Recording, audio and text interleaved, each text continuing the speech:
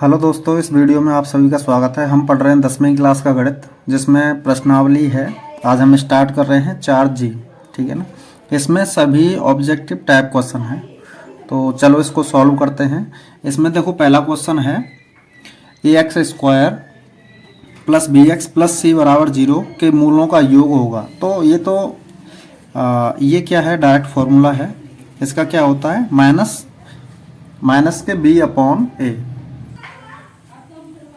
इसका उत्तर क्या होगा, माइनस के b अपॉन ए, ठीक है ना। अगला क्वेश्चन देखते हैं।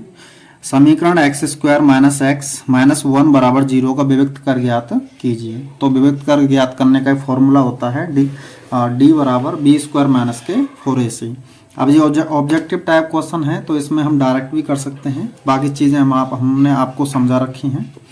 तो ये देखो क्या होता है, फॉर्मूला होता है विभक्त कर का d बराबर b² माइनस के 4ac। क्या होता है, d बराबर b² माइनस के 4ac। अब इसमें से हम समीकरण में से abc का मान निकाल लेते हैं। देखो abc का मान क्या है, समीकरण है अपना x² माइनस एक्स माइनस 1 बराबर 0।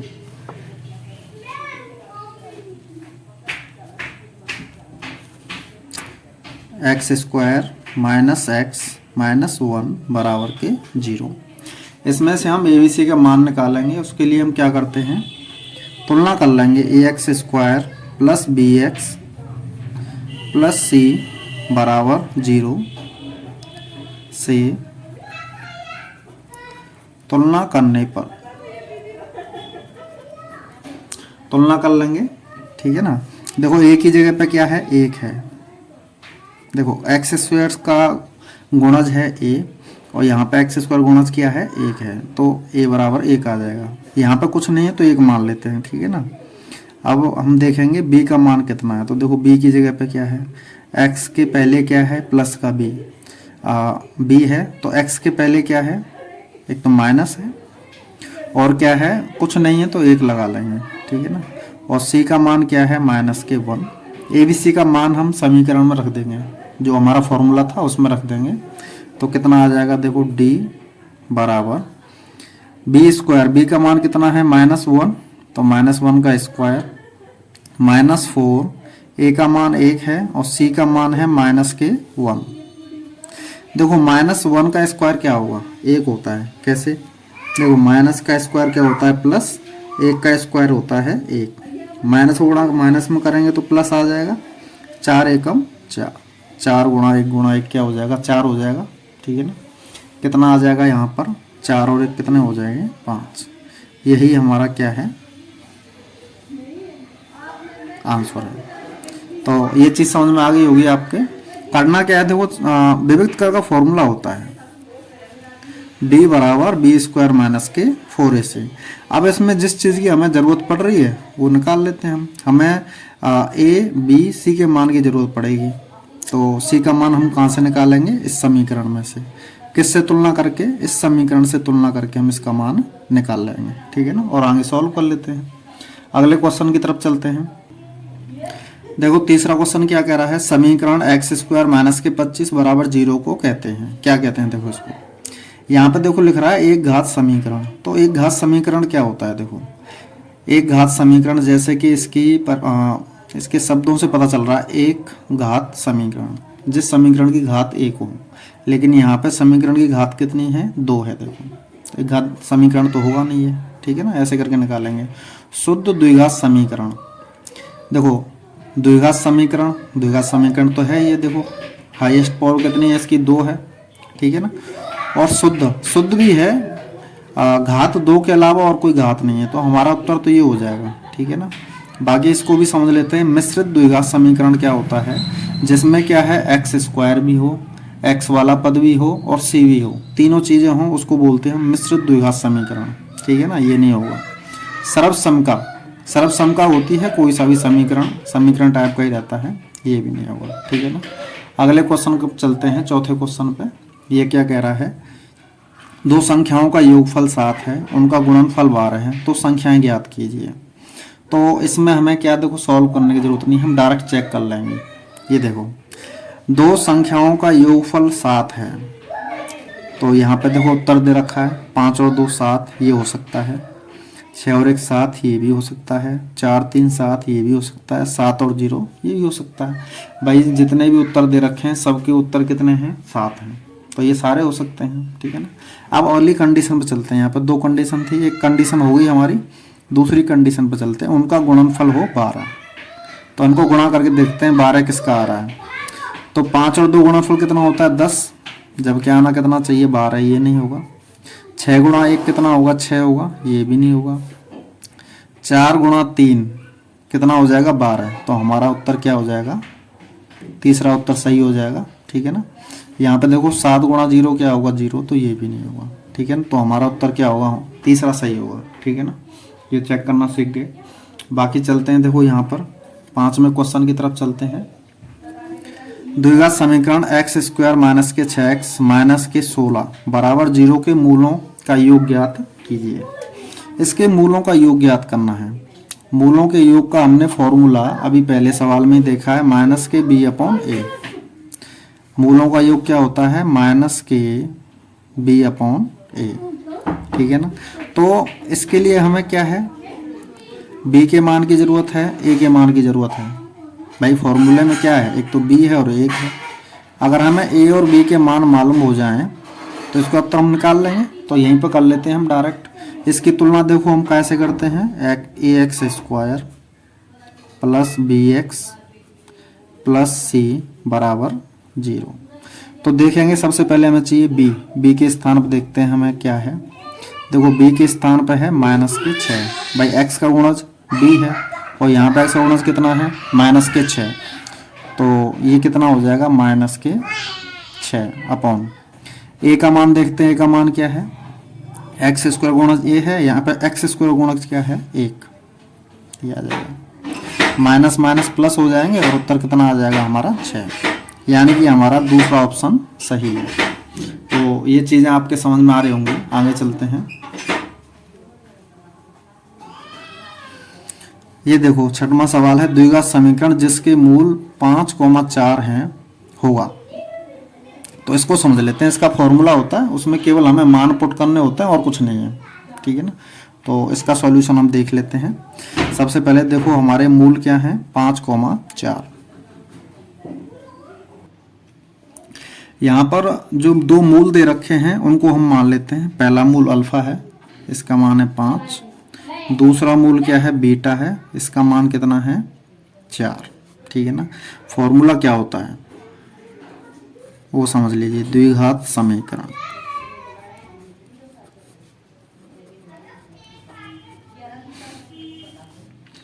क्या होता है? एक्स स्क्वायर माइनस, जैसे मान लो पहला मूल अल्फा है, दूसरा मूल बीटा है, तो यहाँ हो जाएगा अल्फा प्लस बीटा, यानी कि मूलों का योग।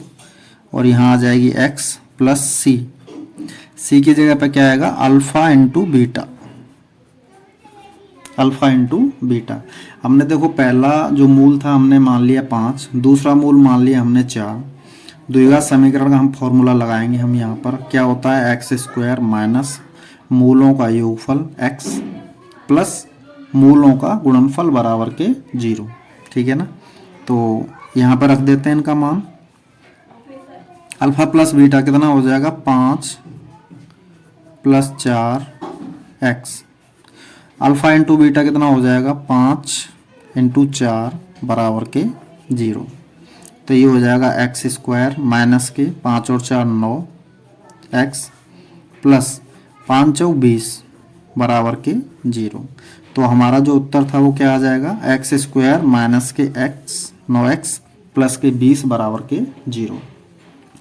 ये यहाँ पर क्या है ना, ऑब्जेक्टिव क्वेश्चन है, तो हम डायरेक्टली कर रहे हैं क्वेश्चन। जब लैंग्वेज वाले क्वेश्चन होंगे तो उनमें डिटेल में समझाएंगे, ठीक है ना। तब तक इतना ही देख लीजिए। ये क्या हो जाएगा? एक्स स्क्वायर माइनस के 9x प्लस 20 बराबर के 0। तो यहाँ पर देख लेते हैं हमारा उत्तर कहाँ है? एक्स स्क्वायर, ये देखो एक्स स्क्वायर माइनस के 9x प्लस के 20 बराबर के 0, ये हमारा आंसर हो जाएगा, ठीक है ना। ये सारे ऑप्शन गलत हैं। अब ये देखो 7वां क्वेश्चन क्या कह रहा है? समीकरण 3x स्क्वायर माइनस के 48 बराबर 0 के मूल होंगे। इसके मूल ज्ञात करते हैं। तो क्वेश्चन लिख लेते हैं। 3x स्क्वायर माइनस के 48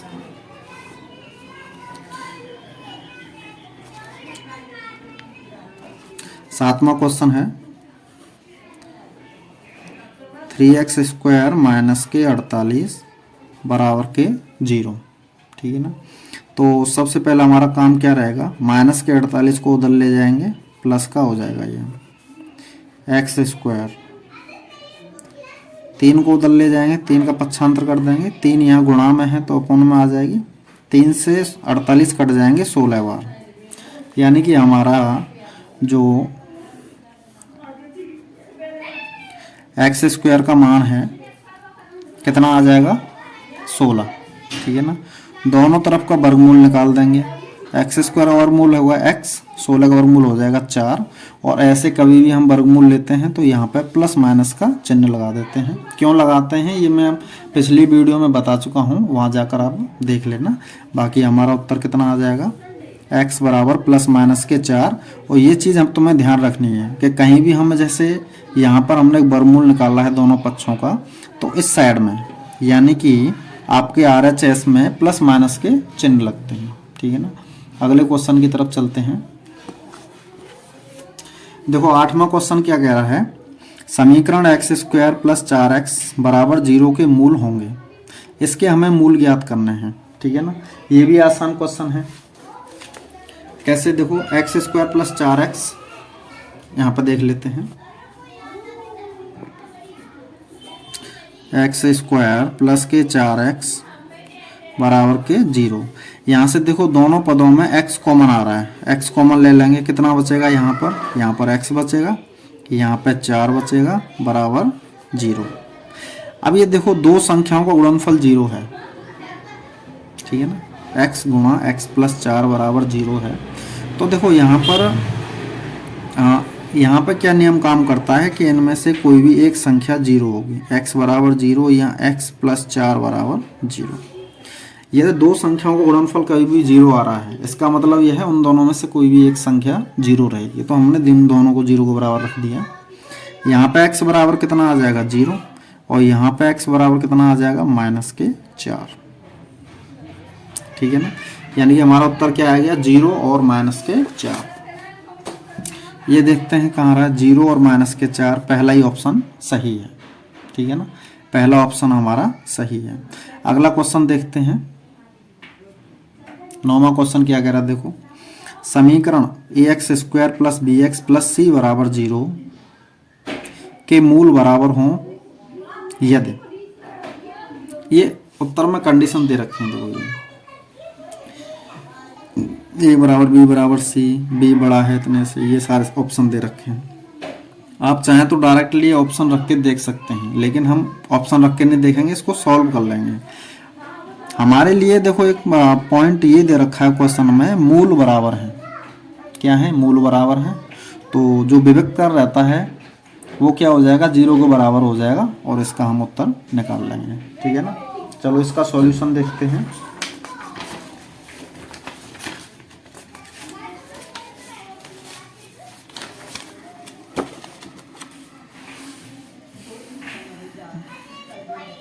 नौवां सवाल ये दे रखा है, देखो ax² plus bx plus c बराबर के 0, मूल बराबर है।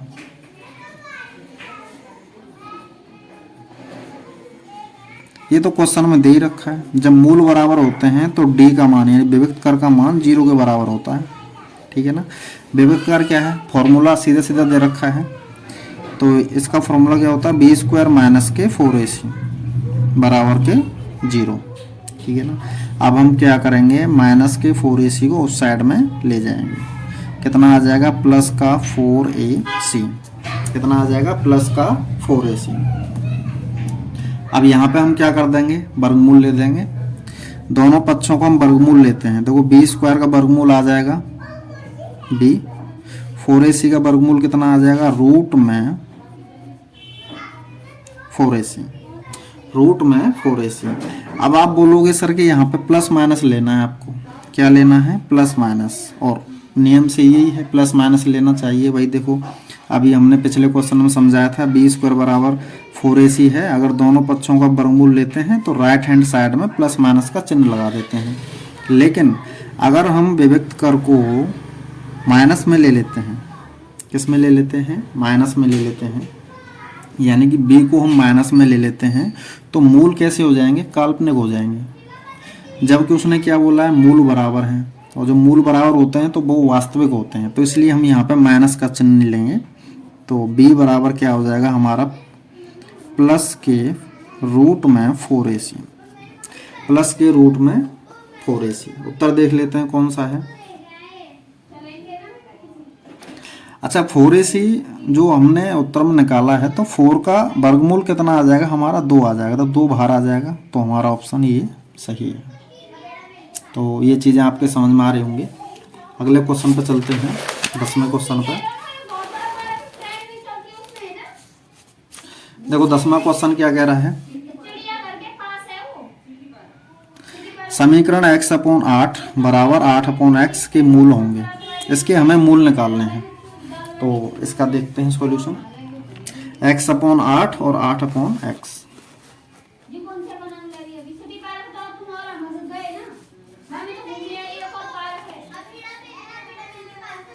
x/8 और 8/x ये दे रखा है, बहुत ही आसान है, देखने में थोड़ा कठिन लग रहा है। हम यहाँ पे क्या करेंगे, कैंची मार गुणा कर देंगे, क्रॉस मल्टीप्लिकेशन।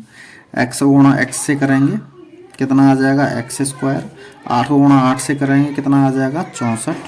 ठीक है ना, दोनों पक्षों का हम वर्गमूल निकालते हैं, कितना आ जाएगा, देखो x² का वर्गमूल x आ जाएगा, 64 का कितना आ जाएगा हमारा 8, और चिन्ह कौन से आ जाएंगे हमारे, प्लस माइनस, बता ही रखा है अभी। दोनों पक्षों का वर्गमूल निकालते हैं तो राइट हैंड वाली साइड में जो भी रहता है उसके प्लस माइनस लगा देते हैं, तो इसका उत्तर कितना आ जाएगा, x बराबर प्लस माइनस के 8। ये देखो तीसरा ऑप्शन सही है। समीकरण, अब 11वां क्वेश्चन देखते हैं, समीकरण 2x² माइनस के 5x प्लस 4 बराबर 0 के मूल होंगे। वास्तविक समान, वास्तविक नहीं, वास्तविक असमान, इनमें से कोई नहीं। तो यहाँ पे हमें किसी भी समीकरण के मूलों की जो हमें प्रकृति निकालनी होती है तो उसके लिए हम विभक्त कर निकालते हैं। क्या निकालते हैं, विभक्त कर निकालते हैं। तो यहाँ पर भी हम क्या करेंगे, इसका विभक्त कर निकालेंगे। 11वां क्वेश्चन है 2x² माइनस 5x प्लस के 4 बराबर के 0। अब ये देखो हमें इसके क्या निकालने हैं, मूल निकालने हैं। सबसे पहले इसकी तुलना कर देते हैं हम किससे, ax² plus bx plus c बराबर 0 से तुलना करने पर, ठीक है ना।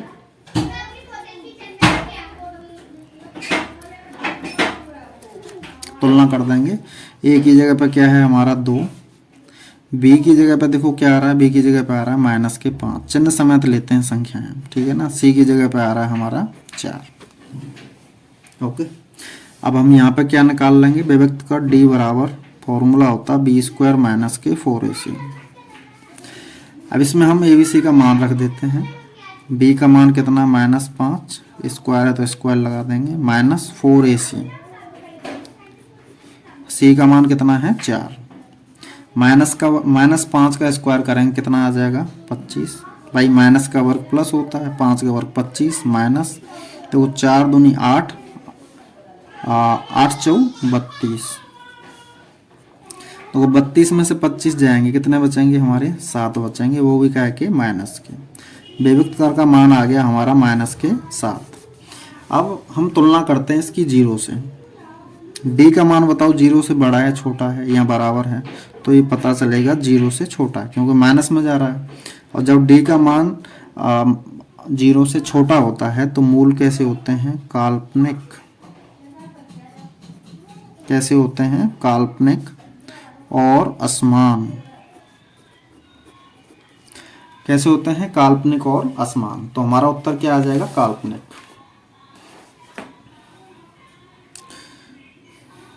हाँ देखो, वास्तविक समान ये तो नहीं होगा, वास्तविक नहीं, ये हमारा उत्तर, हमारे क्वेश्चन का आंसर है। कैसे, तो एक तो वास्तविक मूल होते हैं और एक होते हैं काल्पनिक। काल्पनिक मतलब अवास्तविक, जो वास्तविक नहीं है, काल्पनिक का मतलब क्या होता है, जो वास्तविक नहीं है। तो हमारा उत्तर क्या हो जाएगा, हमारा सेकंड उत्तर हो जाएगा। आगे देखते हैं, चलो 12वां क्वेश्चन क्या कह रहा है। समीकरण 2x² प्लस के 5x प्लस के 3 बराबर 0 के मूलों के चिन्ह होंगे। तो इसके हम मूल निकालेंगे और उनके चिन्ह निकालते हैं, चिन्ह कौन से आएंगे, ठीक है ना।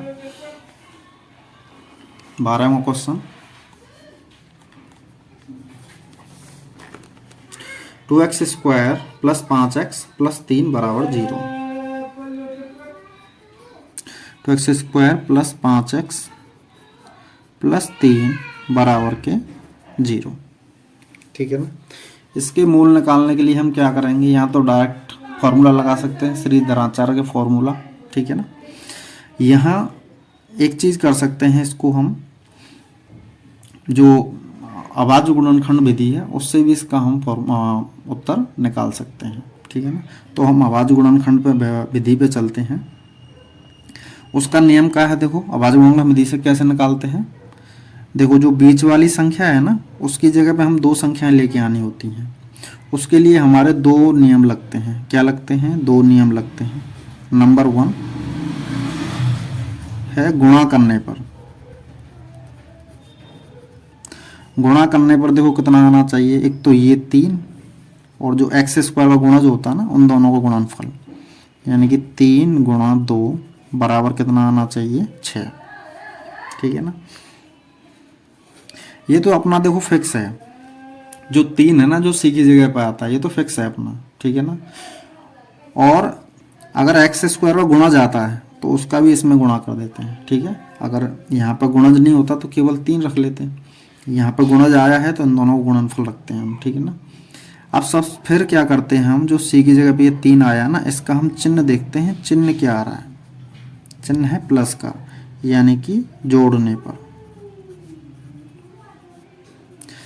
यहाँ पर देखो माइनस भी आ जाता तो क्या कर देते, घटाने पर। यहाँ पर प्लस आया तो क्या करेंगे, जोड़ने पर। जोड़ने पर कितना आना चाहिए, जो x वाला पद है उसका गुणज देखते हैं, क्या है, 5 है, 5 आना चाहिए जोड़ने पर। ध्यान रखना, जो x का गुणज है उसका चिन्ह नहीं लेते, डायरेक्ट केवल अंक लेते हैं। देखो यहाँ पर भी अंक 6 है, यहाँ पर भी अंक 5 है, ठीक है ना। अब वो 2 संख्याएं कौन सी हैं, ये तो हम डायरेक्टली निकाल सकते हैं। देखो 5 और 1 है, नहीं बड़ा आसान है, 3 और 2। छोटी संख्या है इसलिए हम डायरेक्ट निकाल दे रहे हैं। 3 और 2 कितने हो जाएंगे, 5, और 3 दूनी 6। ऐसे समझ में नहीं आता है, डायरेक्ट नहीं समझ में आ रहा है तो 6 के गुणनखंड निकाल दो। 6 के गुणनखंड कितने हो जाएंगे, देखो 2 का भाग 2 कितनी बार, 3 बार। 3 का भाग देंगे कितनी बार जाएगा, 1 बार। वही 2 और 3 आएंगे, ठीक है ना।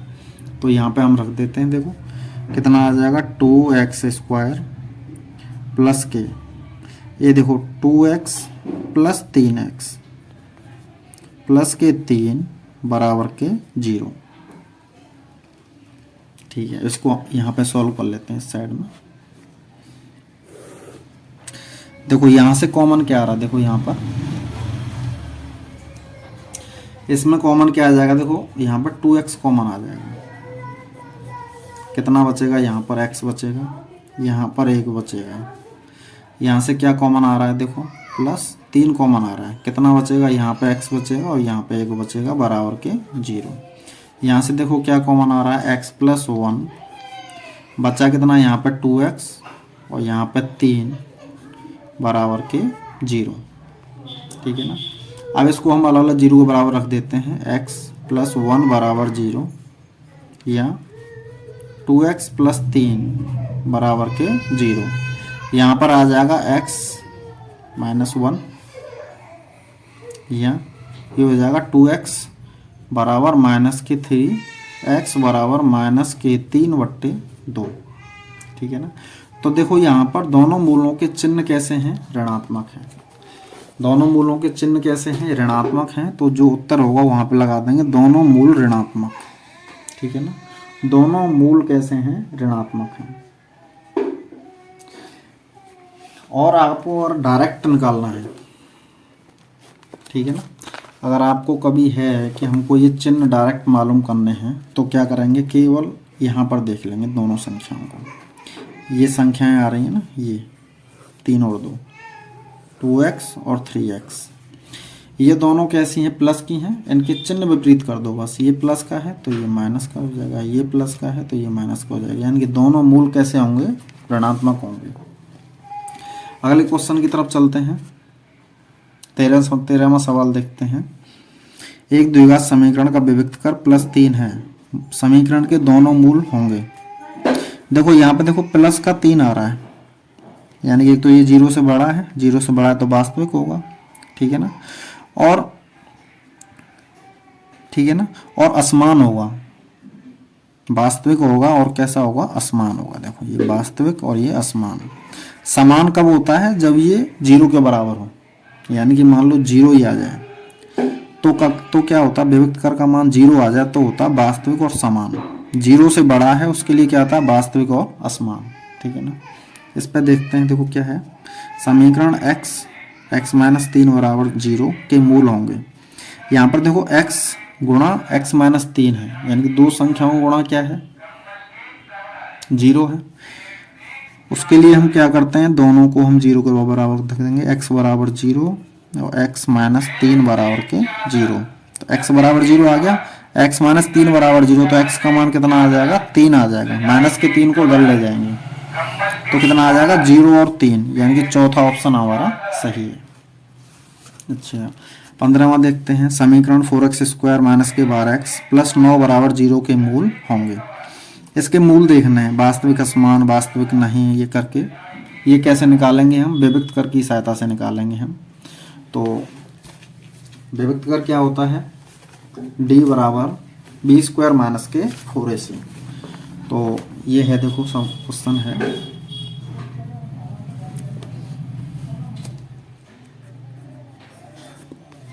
क्वेश्चन लिख लेते हैं। 4x स्क्वायर माइनस के 12x प्लस के 9 बराबर के 0। सबसे पहले हम इसकी तुलना कर देंगे। किससे तुलना करेंगे, ax square plus bx plus c बराबर 0 से। तो a की जगह पे देखो क्या आ रहा है, 4, b की जगह पे क्या आ रहा है, माइनस के 12, और c की जगह पे क्या आ रहा है हमारा 9। क्या आ रहा है, 9। विभक्त कर का फॉर्मूला क्या होता है, बी स्क्वायर माइनस के 4ac, ठीक है ना। ए बी सी का मान इसमें रख देते हैं। बी का मान क्या है, माइनस के 12 स्क्वायर माइनस के 4, ए का मान कितना है 4, सी का मान कितना है 9। माइनस 12 का स्क्वायर कितना हो जाएगा, 144, माइनस देखो 4 चौक 16, 16 नम्मा कितने हो जाएंगे, 144।